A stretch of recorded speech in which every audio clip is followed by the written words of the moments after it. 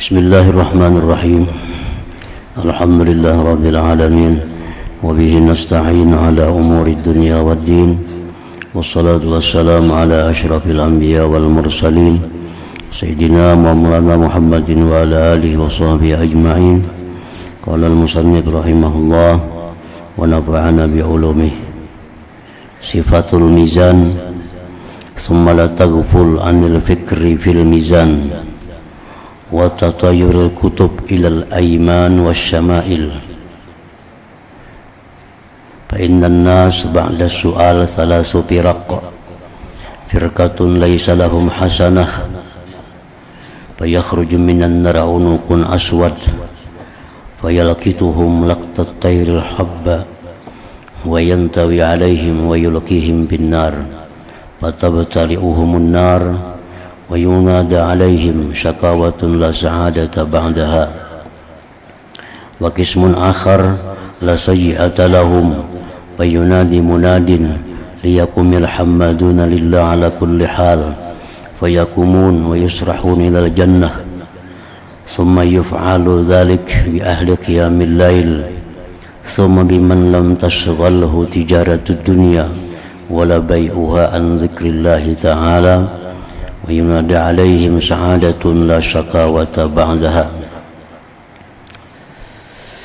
Wa yabqa qismun thalis wa huwa al-aktsarun khalatu amalan salihan wa akhara sayyi'an wa qad yakhfa alaihim wa la yakhfa 'ala Allah ta'ala anna al-ghaliba hasanatuhum aw sayyi'atuhum walakin ya'ba Allah illa an yu'arrifahum dhalik liyubayyina fadlah indal 'afwi wa 'adlah indal iqab.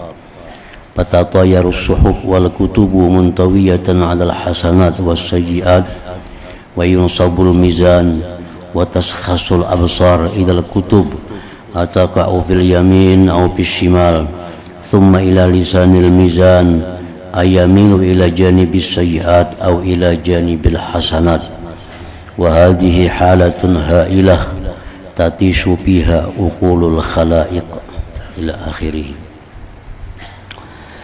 Perkataan Imam Al-Ghazali rahimahullah yang artinya sifatul mizan, keterangan tentang timbangan. Timbangan amal maksudnya. Salah satu rukun iman yang kita wajib percaya bahwa di akhirat kelak ada timbangan amal. Timbangan amal itu sama seperti timbangan biasa. Artinya ada dua daun timbangan kiri kanan, dan ada jarum atau lisan petunjuk kemana beratnya timbangan itu. Nah, kemudian janganlah kamu lalai dari memikirkan tentang timbangan dan berterbangannya catatan-catatan amal kepada tangan kanan dan tangan kiri. Penimbangan amal ini dilakukan sesudah seseorang hamba itu dihisab oleh Allah. Nah, sudah dihisab. Hisab itu seperti orang sidang. Ada dakwaan, ada macam-macam, ada tanya jawab, ada saksi dan sebagainya. Nah, setelah selesai hisab, lalu ada keputusan. Apakah orang ini banyak baiknya atau banyak buruknya? Nah, itulah yang dinamakan timbangan itu. Timbangan itulah keputusan akhir seseorang. Apakah dia min ahlil jannah atau min ahlin nar. Apabila dia termasuk ahlil jannah, maka dia akan selamat meniti di titian siratal mustaqim. Bila catatannya itu adalah banyak kejahatannya, maka dia dalam keadaan berbahaya di titian siratal mustaqim itu. Jadi salah satu yang perlu kita pikirkan, tafakkur, yaitu adalah tentang timbangan amal ini. Yang kita tafakurkan adalah bagaimana nasib kita di waktu hari giliran kita ditimbang amal itu. Itu yang kita pikirkan, itu yang kita tafakuri. Bagaimana nasib kita, apakah kita ini banyak baiknya atau banyak buruknya.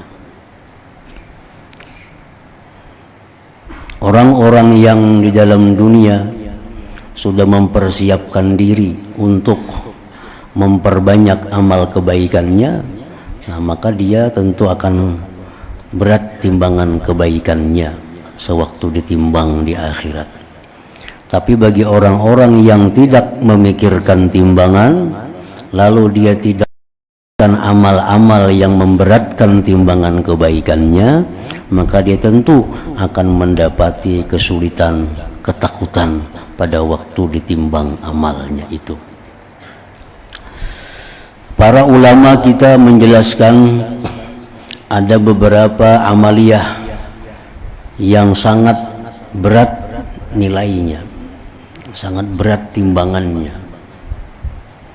Antara lain mereka menyebutkan adalah amal ibadah yang sangat berat timbangannya itu ada faraid, menunaikan kewajiban. Nah, kita melaksanakan kewajiban itu berat timbangannya, besar nilainya artinya. Jadi walaupun kecil tapi itu merupakan kewajiban, maka itu akan berat nilainya. Walaupun banyak tapi itu hanya berupa amal-amal sunat, nah itu ringan timbangannya.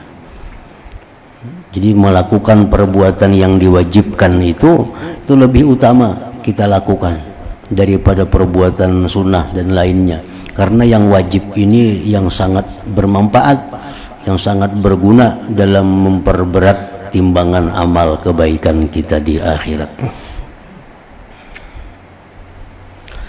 Yang kedua lagi yang sangat berat timbangan kebaikannya itu adalah husnul khuluq, baik budi pekerti, baik budi pekerti. Contohnya baik budi pekerti itu seperti kita menghormati orang yang tidak hormat dengan kita. Kita menyayangi orang yang tidak sayang dengan kita. Kita memberi orang yang kada pernah memberi atau membantu kepada kita. Kita menghubungi orang yang kada pernah menghubungi kita. Kita menegur, menyapa orang yang selama ini kada pernah tegur sapa dengan kita. Nah itu husnul khuluq, baik perangai. Nah itu pun sangat berat timbangan amal kebaikannya, nilainya. Yang ketiga yang sangat berat lagi adalah kita mengucapkan zikir la ilaha illallah. Ujar Nabi kita dalam sebuah hadis yang artinya, andai kata penghuninya diletakkan di sebelah timbangan, di sebelah timbangan sininya diletakkan pahala la ilaha illallah, niscaya lebih berat pahala la ilaha illallah itu. Nah kalau kita tafakkur tentang timbangan amal, maka kita akan berusaha untuk memperbanyak amal-amal kebaikan, terutama yang nilainya sangat berat, nilainya sangat bermanfaat. Namun kita kada tafakkur, nah kita kada akan sampai kepada yang demikian. Mungkin kita kada kira bakal ditimbang kena amal kita. Nah, kita kada akan melakukan hal-hal yang memberatkan kebaikan kita. Tapi kalau kita tafakkur bahwa amal ibadah akan ditimbang, dihitung, ditimbang, tentu kita akan ada usaha untuk menjadikan amal kebaikan itu seberat-beratnya apabila ditimbang dengan amal-amal kejahatan.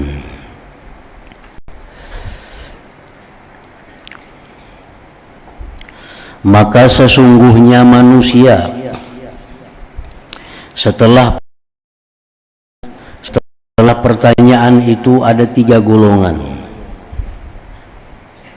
Artinya manusia di padang mahsyar itu, di padang mahsyar itu manusia ada 3 kelompok. 3 kelompok. Wabil khusus umat Nabi kita ini. Pertama, tidak ada bagi mereka sesuatu kebaikan. Nah, orang ini kadang-kadang punya kebaikannya. Orang ini kadang-kadang punya kebaikannya. Mungkin orang ini dalam dunia kada pernah berbuat baik, atau dalam dunia dia berbuat baik tapi digugurkan kebaikannya dengan sebab dia melakukan perkara-perkara yang membuat kebaikannya gugur. Karena amal kejahatan yang paling berat yang bisa menggugurkan amal kebaikan apapun itu amal kejahatan yang namanya adalah riddah. Nah, riddah itu artinya murtad. Orang ini sembahyang malam, puasa, haji, bersedekah, berwakaf, macam-macam dah amal kebaikan. Kalau muat paribasa timbangan non amal kebaikannya. Nah, bila timbangan sebelah kiri ini dibuat, sebuting aja amal kejahatan yang namanya riddah tadi, hangus semua itu. Hangus. Dapatnya si riddah itu. Walaupun berjuta-juta amal kebaikan yang dilakukannya, amal jahatnya hanya 1, tapi riddah, maka amal baik semuaan menjadi hangus. Nah, jadi sekelompok manusia di akhirat itu ada yang tidak ada lagi kebaikan. Boleh jadi juga amal kebaikannya itu habis, padahal dia ahli amal, ahli ibadah, karena kebanyakan hutang lawan orang.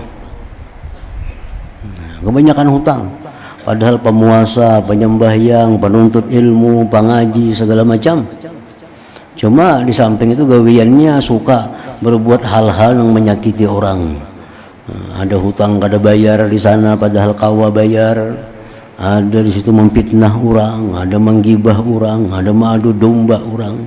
Akhirnya mereka ini masing-masing mengambil amal kebaikan kita. Akhirnya habis. Nah, ini warannya kada ada kebaikan lagi.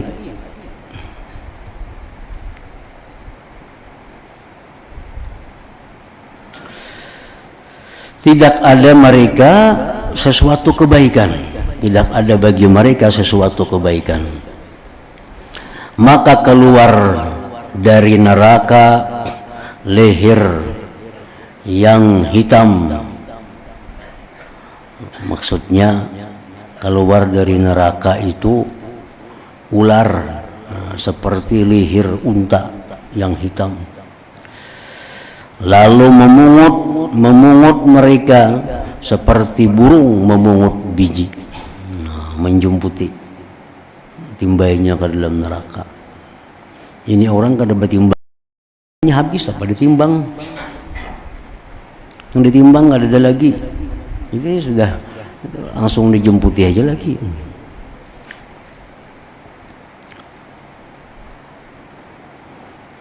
Melipat atas mereka dan melemparkan mereka ke neraka, lalu mereka ditelan neraka dan diserukan kepada mereka kesengsaraan, tidak ada kebahagiaan sesudahnya. Ini orang yang kadang mempunyai amal kebaikan.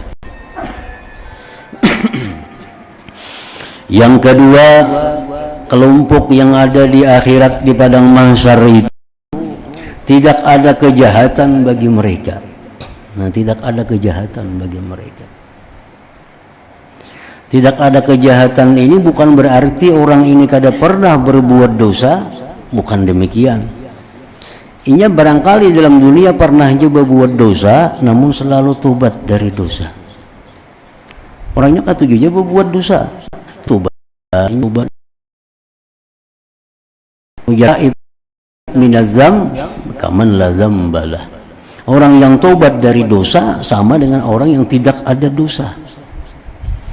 Nah, orangnya orang yang kadang mau menunda tobat, begitu berbuat maksiat langsung tobat, berbuat maksiat tobat, berbuat maksiat tobat. Akhirnya dia mati dalam keadaan kada ada dosa. Nah, sekelompok itu ada juga di akhirat, kelompok yang kada berdosa lagi.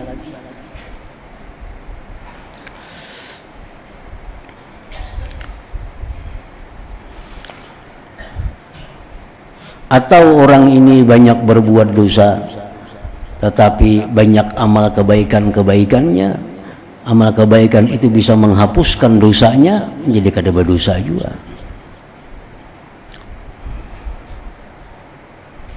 Maka menyeru malaikat disuruh Allah mengumumkan, artinya malaikat disuruh Allah mengumumkan,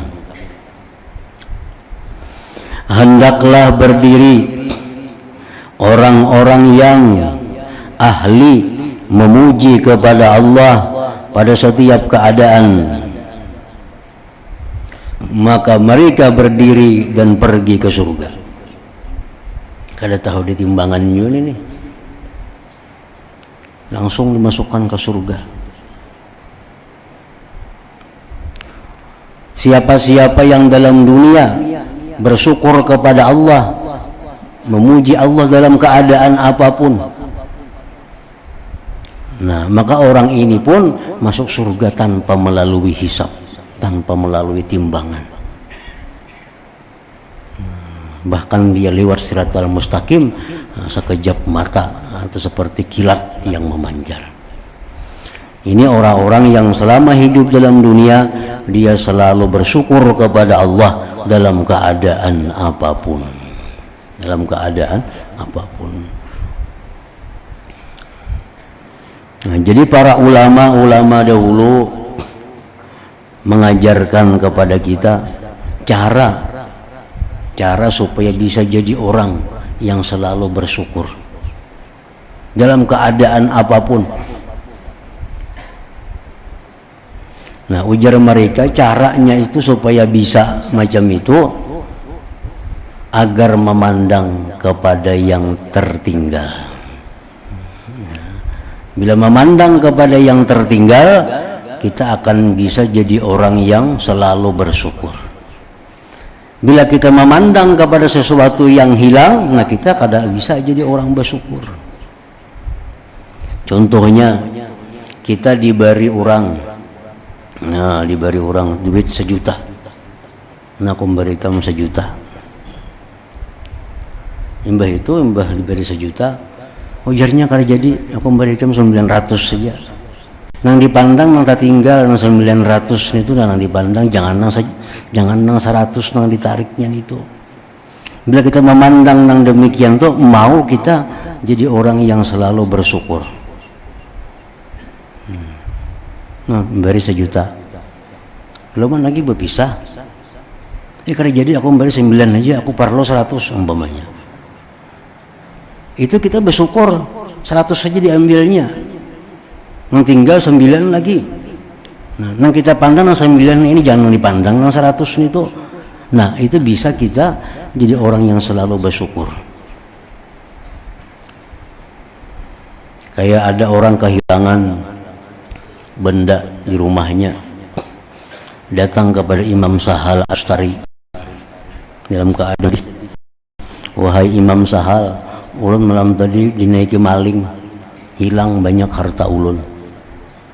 Ujar Sahal, ikam mestinya bersyukur kepada Allah. Napa bersyukur ulun kehilangan? Untung kada iman ikam nang hilang. Untung kada iman nang hilang, jaga iman hilang. Nah, artinya apa? Memandang nang tertinggal. Memandang nang tertinggal.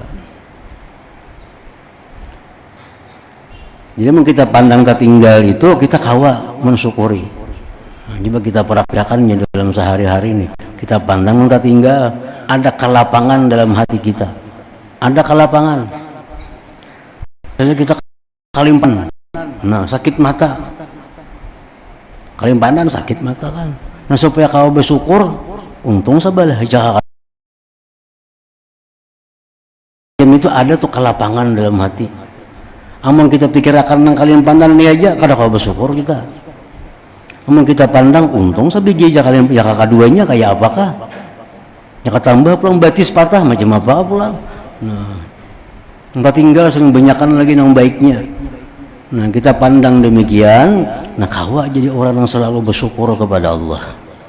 Nah itu jar para ulama dahulu mengajari supaya jadi orang yang alhamdulillah lillah fi kulli hal, orang yang selalu memuji Allah, bersyukur dalam tiap-tiap keadaan. Nah ini masuk surga nih langsung, kada tahu ditimbangan dihisap-hisap. Langsung Allah mengumumkan malaikat itu cari orang-orang yang dalam dunia selalu bersyukur kepada Allah. Memang syukur lawan sabar itu kada kawa terpisah. Syukur lawan sabar ini kada kawa berpisah. Kayak gambar duit jo muka belakang tuh belain. Tapi ya itu jo duitnya. Sebelah sini gambar Soekarno, sebelahnya gambar burung apa misalnya. Nah, setiap kita dapat nikmat di situ perlu syukur, perlu sabar. Dapat nikmat, kita syukuri nikmat dari Allah, tapi kita sabar menggunakan nikmat ini agar bisa di jalan yang diridai Allah. Dapat duit 10 juta, syukur. Tapi menggunakan 10 juta ini supaya bujur-bujur baik itu perlu kesabaran. Kada terburu-buru nafsu. Ini duit banyak ini. Nukar itu nang kada bermanfaat, nang mulah jadi dosa. Nah, menggunakan duit ini perlu kesabaran. Perlu kesabaran. Bila ingin syukur aja kada ada sabarnya, ya berbahaya tadi kina. Syukur menerima duit, kayaknya kada tahan. Nah orang yang dapat musibah pun itu kada kau berpisah juga syukur lawan sabar tadi. Nah bila tak pandang musibahnya itu lalu sabar, tak pandang nang tak tinggal lalu syukur. Jadi sebenarnya kada kau berpisah antara sabar lawan syukur. Tetapi yang lebih istimewa lagi orang yang selalu syukur, baik waktu musibah apalagi waktu dapat nikmat. Nah pertama itu masukkan ke surga. Orang nang tadi nang dalam dunia selalu bersyukur tadi masukkan ke dalam surga. Kemudian diperbuat demikian itu dipanggil lagi dengan orang-orang yang bangun mengerjakan salat malam. Lalu diumumkan lagi orang-orang yang mengamalkan sembahyang malam, tahajud atau witir umpamanya, sembahyang malam, masuklah ke surga. Kada melalui timbangan, kada melalui hisab, kada melalui apa, masuk. Kayak apa muninya sembahyang malam misalnya, tapi orangnya katuju maksiat, kada mau bersatu inya, kada mau bersatu antara dua itu, antara orang tuh ahli maksiat lawan ahli qiyamul lail kada mau.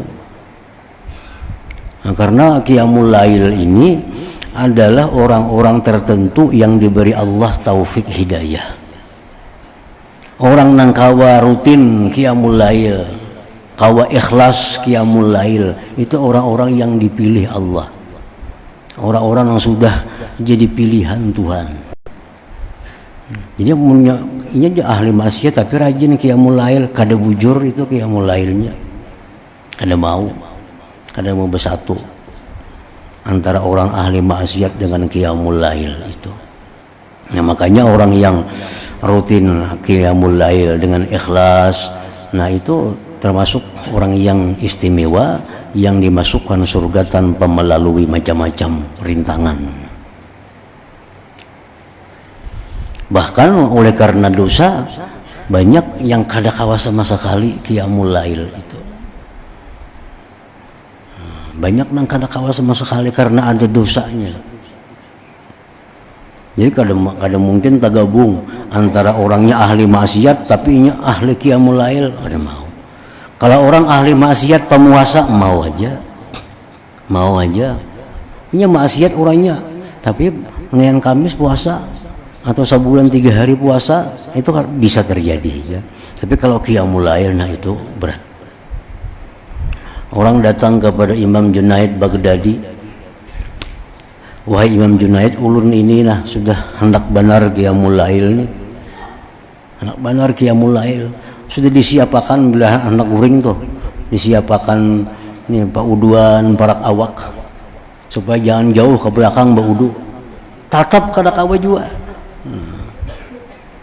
Bangunnya malam menjangkau aja bilang kada kawa nyangkau di Banyuwan itu pada 3 awak. Ya kayak orang nang WC kamar mandi dalam kamar wah ini kan banyak rumah-rumah tuh. Sedapa pada ranjang kamar mandi. Cak anak bangun malam nyaman benar itu membeluncat ke kamar mandi baudu. Tapi kada kawa. Kada kawa. Ada orang nang turun ke batang ke sungai. Turun mana kadap mana tengah malam turun ke sungai tiap malam baudu di sungai apa boleh di rumah kada bebisi kada kamar mandi kawa ini kamar mandi 3 awak gitu kada kawa. Nah ujar Junaid Baghdadi menjawab itu sebabnya satu aja, zunubuka qayyadatka, itu dosa engkau yang memasung engkau, dosa yang memasung engkau. Jadi coba akan aja siang kita bertobat kepada Allah, siang banyak istighfar, siang kada keluar rumah, jaga mata, jaga telinga, jaga mulut, siang tuh banyak berzikir. Nah malam kena hendak guring berniat ya malam ini aku nak tahajud, nah itu tagawi tahajud, tagawi. Siang sudah bagus, nah siang sudah minta ampun kepada Allah, minta segala macam lawan Tuhan, banyak beramal, mata dijaga, mulut dijaga siang. Kayaknya malam itu mudah qiyamul lail. Tapi kalau siang ini mata kada teratur, pendengaran kada teratur, mulut kada ngalih malamnya sulit. Nah orang yang qiyamul lail ini dapat keistimewaan dari Allah, masuk surga nah, tanpa ada urusan macam-macam. Kemudian dipanggil lagi yang masuk surga tanpa melalui macam-macam halangan, rintangan, hisab dan mizan. Dengan orang-orang yang tidak disibukkan oleh perdagangan dunia dan jual belinya daripada zikir kepada Allah Ta'ala. Ini orang pedagang, orang pengusaha, tapi usahanya itu kadang melalaikan dia daripada zikir. Nah, usahanya berdagang, orangnya berdagang, tapi walaupun dagangannya macam apa juga pun tetap ini kada lalai daripada zikrullah. Nah, artinya dagangannya sesuai dengan aturan Allah, sampai waktunya sembahyang berjamaah, la tulhihim tijarah, tidak melalaikan akan mereka perdagangan jual beli daripada zikrullah. Nah ini istimewa juga. Jadi kadang mesti orang ahli ibadah nah masuk surga juga iri hisab itu. Orang-orang pedagang pun ada juga masuk surga nang bigairi hisab, tapi orang-orang pedagang yang tidak melalaikan perdagangannya daripada zikrullah. Kemudian dengan orang-orang yang tidak disibukkan oleh perdagangan dunia dan jual belinya daripada zikir kepada Allah Ta'ala. Nah, lihat jadi masjid tuh di pasar tuh orangnya 1000 misalnya, di toko-toko tuh Johor masjid kada biasa 500 kira-kira orangnya di masjid itu. Kenapa sebabnya? Ini ngarannya orang yang dilalaikan. Kan Johor asarnya ada di pasar, Johor asar ada di pasar, pedagang tuh ribuan mungkin, toko-toko di pasar itu langgar halus, kada hibak langgarnya halus 200 kada muat. Musala di pasar tuh kada beisi musalanya, kemanaan orangnya ada di pasar itu. Nah ini orang yang dilalaikan oleh perdagangannya. Ini berat nih dihisap kayaknya di akhirat nih, bakal dihisap, ditimbang segala macam. Namun orang nang dengar orang bang, wah istirahat dulu, penting sembahyang berjamaah. Habis berjamaah, ayo jual lagi, bertukar lagi. Asar orang bang istirahat, jual tukar lagi. Nah itu ngarannya orang yang berdagang nang kada lalai daripada zikrullah. Ini istimewa benar orang ini. dan diserukan kepada mereka kebahagiaan, tidak ada kesengsaraan sesudahnya. Kalau orang sudah masuk surga ini, itu dah lagi kesengsaraannya. Ketiga, kelompok ketiga, dan mereka yang paling banyak nih, yang ketiga nih, daripada gulungan kita umat Nabi Muhammad nih, orang-orang Islam nih, yang ketiga nih paling banyak, yaitu mereka yang mencampurkan amal yang baik dan amal yang lain, perbuatan yang jelek. Nah, bercampur aduk. Kadang-kadang tersembunyi atas mereka dan tidak tersembunyi atas Allah Ta'ala bahwasanya yang banyak itu amal-amal kebaikan mereka atau amal-amal kejelekan mereka. Nah, ini yang ditimbang. Padahal Tuhan tuh sudah tahu, ini orang banyak buruknya, ini orang banyak, Tuhan tahu. Cuma kita ini kada tahu belakangnya ditimbang itu. Tuhan itu sebenarnya bisa aja langsung semuaan nih ke neraka ada timbangan, ini ke surga kada perlu, Tuhan sudah tahu aja. Cuma kayaknya timbul orang ini akan bersangka macam-macam kepada Allah. Lalu Allah nampakkan daftarnya, nah daftar ikam gitu Tuhan. Kok ada yang memberikan neraka zalim kada? Ini daftar pun ikam. Amal baik ikam cuma sekian, banyak amal buruk. Nah, jadi itu timbangannya sebenarnya untuk kita. Kalau bagi Allah ada perlu timbangan, Tuhan tahu semua. Sudah nang buruk baik kita ini tidak tersembunyi atas Allah Ta'ala bahwasanya yang banyak itu amal-amal kebaikan mereka atau amal-amal kejelekan mereka. Tetapi Allah Ta'ala enggan, melainkan bahwa Dia memberitahukan yang demikian itu kepada mereka. Tuhan kada mau kah itu? Mesti diberitahu oleh Tuhan, agar Dia Tuhan menjelaskan karunia-Nya ketika memaafkan dan keadilannya ketika menyiksanya, supaya tahu. Nah ya Tuhan, ikam ini sebenarnya banyak buruk baiknya, ikam ini banyak buruknya, baiknya cuma sedikit. Cuma karena ikam ini ada syafaat daripada Rasulullah, misalnya syafaat dari siapa, lalu ikamnya dengan kemurahanku sudah masuk ke dalam surga. Nah, Tuhan memberitahu kepada kita, ya Tuhan, nah ini amal ikam, nah ini banyak buruknya, yang bersyafaat ke Tuhan kadada ikam nih, orang-orang wali-wali kadadanya bersyafaat lawan ikam, maka banyak banyak buruknya pada baiknya. Nah dengan keadilanku dia Tuhan ikam ke neraka masuk. Nah, supaya tahu kita, oh bahwa kita ini banyak buruknya jadi ke neraka. Nah, supaya tahu kita anugerah Allah, tahu dengan keadilan Allah. Maka beterbangan lembaran-lembaran dan catatan-catatan amal dengan berlipat atas amal-amal mereka, amal-amal kebaikan dan amal-amal kejelekan. Timbangan ditegakkan dan mata-mata tegak kepada catatan-catatan amal, apakah ia jatuh di tangan kanan atau di tangan kiri. Kayak ini mbak ditimbang itu diunjuk buku lawan kita, tangan mana kita. Orang mengunjuk sebelah kiri sebelah kanan, bila datangnya ke sebelah kiri, nah berarti ini yang kejahatan yang manang. Dan kepada daun timbangan apakah condong ke arah amal-amal kejelekan atau kepada amal-amal kebaikan. Inilah keadaan yang dahsyat. Ini penentuan nih, nasib di sini. Ini nasib di sini. Kalau di sini menang, bakal selamat di Siratal Mustaqim. Kalau di sini kalah, nah bisa celaka di Siratal Mustaqim, bisa gugur. Nah, itulah dahsyatnya saat itu, di mana akal pikiran para makhluk hilang padanya.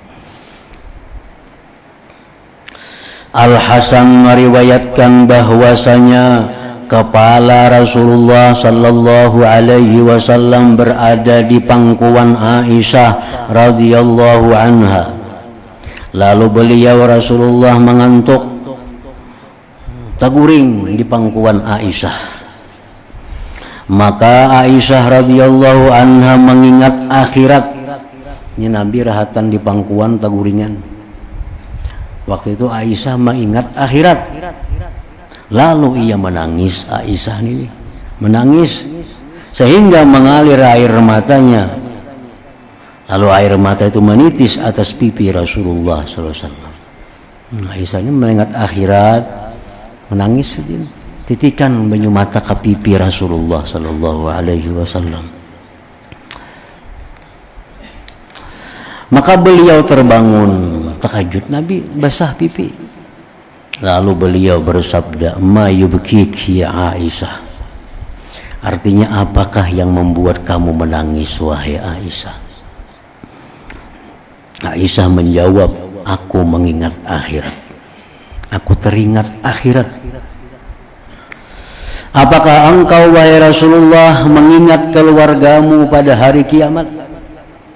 Pian ni ingatlah lawan kami kina hari kiamat itu. Ingatlah lawan bini-bini pian ni, ingatlah di akhirat kina. Nah, beliau menjawab, "Walladzi nafsi biyadihi fi thalathati mawatina fa inna ahadan la yadhkuru illa nafsah idza wudi'atil mawazin wa wuzinatil a'mal hatta yanzura ibnu adam ayakhiffu mizanu am yaskul wa inda suhub hatta yanzura bi yaminihi ya'khudhu kitabahu aw bi shimalihi wa inda sirat." Ujar Nabi, "Demi Tuhan yang diriku di tangannya, kekuasaannya, pada 3 tempat di akhirat, maka bahwasanya seseorang tidak ingat kecuali kepada dirinya." Di 3 tempat itu seseorang kada ingat lawan siapa jua pun, kecuali sudah biris. Sudah biris. Waktu dalam proses itu kada ingat lawan siapa-siapa aja Nabi, siapapun kada ingat lawan siapa-siapa kecuali dengan dirinya sendiri.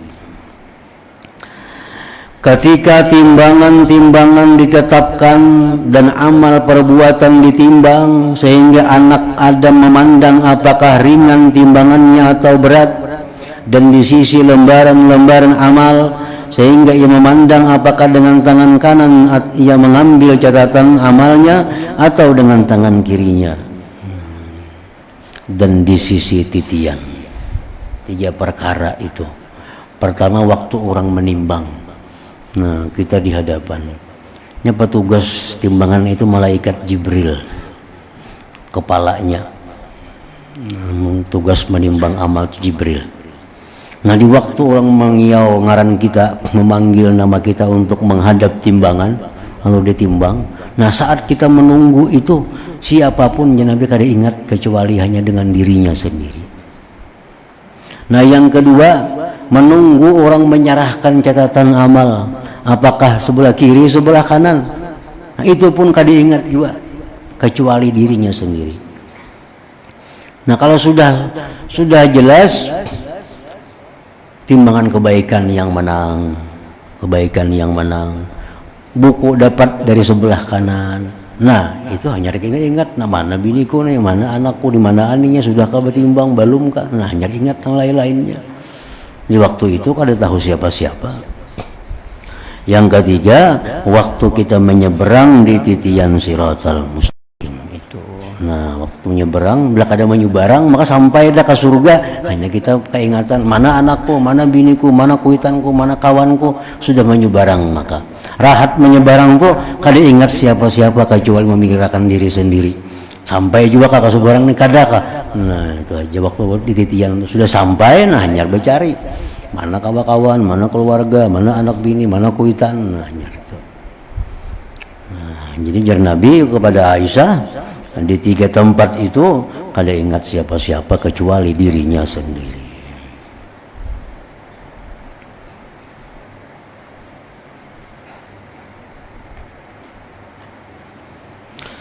Dari Anas, didatangkan anak Adam pada hari kiamat sehingga disuruh berdiri di antara 2 daun timbangan dan diserahi malaikat dengannya.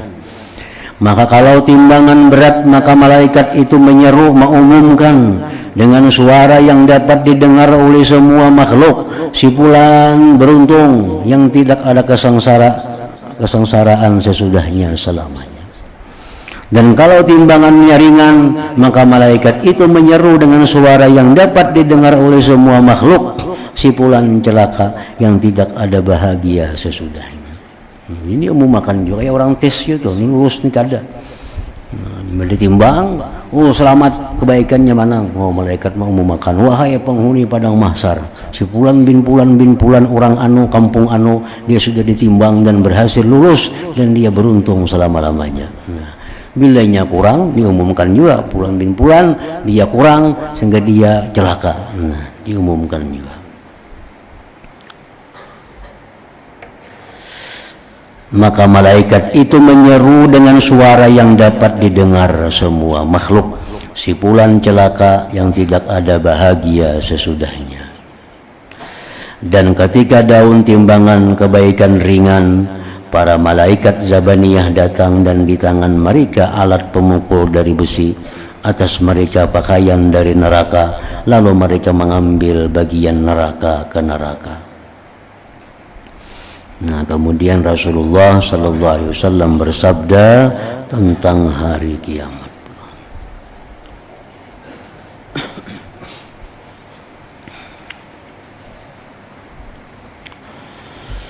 Hadal dzikri fa'lam annahu la ilaha illallah Muhammadur Rasulullah la ilaha illallah Muhammadur Rasulullah la ilaha illallah Muhammadur Rasulullah la ilaha illallah la ilaha illallah la ilaha illallah la ilaha illallah la ilaha illallah Allahu Allah Allahu Allah Allahu Allah Allahu Allah Allah Allah Allahu Allah Allahu Allah Allahu Allah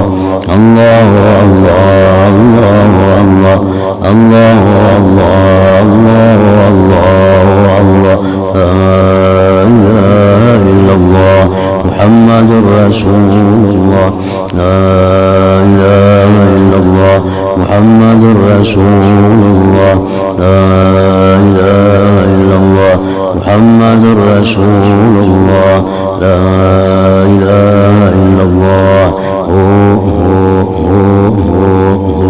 Al-Fatihah. Iyyaka na'budu wa iyyaka nasta'in ihdinas siratal ladzina an'amta 'alaihim. Ya ayyuhal rajulun syafa'atan sallu alaihi wa sallimu taslima.